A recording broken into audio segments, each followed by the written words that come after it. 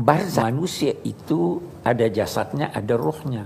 Yang keluar dari jasadnya, ruhnya pergi ke suatu alam barzakh. Itu alam di antara dunia dan akhirat. Alam di antara dunia dan akhirat. Apabila ditiup sangkakala, maka mati semua yang di permukaan bumi ini, semua, bukan hanya di permukaan bumi, segala yang bernyawa mati, menanti ditiupnya lagi sangkakala kedua untuk semuanya bangkit menuju padang mahsyar. Di sana dilakukan perhitungan. Setelah perhitungan mereka berangkat menuju ke sorga. Nah, dalam perjalanan menuju ke sorga ada jembatan. Habis satu-satu dulu, Bi. Jadi di alam barzakh. Katanya mau mendetail. Oh iya, tapi maksudnya kita detail alam barzakh dulu, baru kita detail padang mahsyar. Jadi alam barzakh seperti apa? Di alam barzakh, orang itu sadar.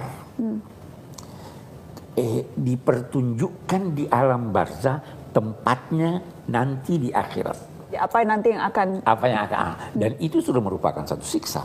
Nah, alam barzakh ini kalau kita beri contoh seakan-akan satu ruangan yang berkaca sehingga yang ada di ruang ini bisa melihat tembus kaca.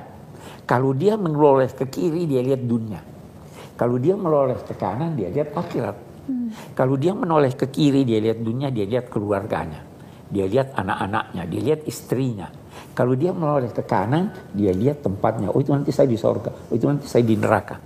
Nah, karena itu Nabi ada berpesan, jangan permalukan keluargamu yang sudah meninggal dengan keburukan amalmu. Karena dia bisa melihat kita. Karena dia melihat kita di alam barzakh. Di alam barzakh.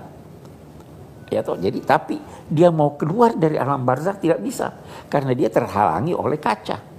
Nah, nanti kalau sudah kiamat ditiup sangkakala terbukalah pintu untuk semua digiring. Orang-orang yang berkata begini, di alam barzakh itu orang tidur. Sebenarnya hadis-hadis terlalu banyak menjelaskan bahwa ada kehidupan di sana, ada nikmat dan sebagainya. Orang-orang ini beranggapan demikian dua dan bangkit dari kuburnya itu dia berkata mamba'atsana min marqadina hada. Siapa yang membangkitkan kami dari tidur kami? Sebenarnya bukan dari tidur kami. Dari apa? Dari tempat pembaringan kami. Beda kan? Iya, belum tentu dia tidur di tempat pembaringan. Belum tentu dia tidur. Jadi dia tidak tidur. Setiap muslim, setiap manusia dibaringkan di tanah. Muslim dibaringkan menghadapkan ke kiblat. Dia sadar waktu itu. Jasadnya ada di sana, tetapi rohnya ada di tempat lain. Di alam barzakh. Jadi kubur itu sebenarnya bukan buat orang yang meninggal.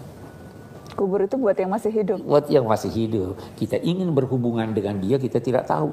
Maka kita jadikanlah seakan-akan ini meeting point, kita berkunjung ke sana. Dia tidak di sana. Tapi doanya akan sampai, Bi.